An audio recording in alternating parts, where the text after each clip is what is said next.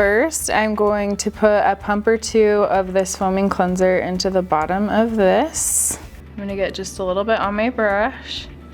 And then I always make sure and let my client know that I'm going to be putting it on their lashes before, so I don't startle them. So 1, 2, 3.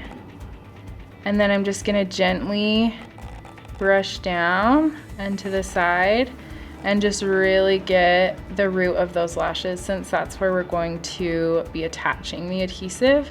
This is gonna cleanse all the oil and debris off so that we have a nice clean slate for our set.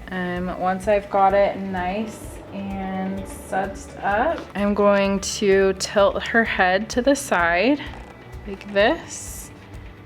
I have my water nozzle here, and I'm gonna put the towel right at the base of her eye so that all the water is dripping off into the towel and not getting on her.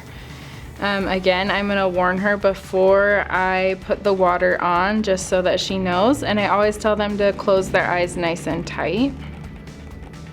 Okay, 1, 2, 3, and then I'm just gonna put quite a bit of water there, and always brush over to the side into the towel.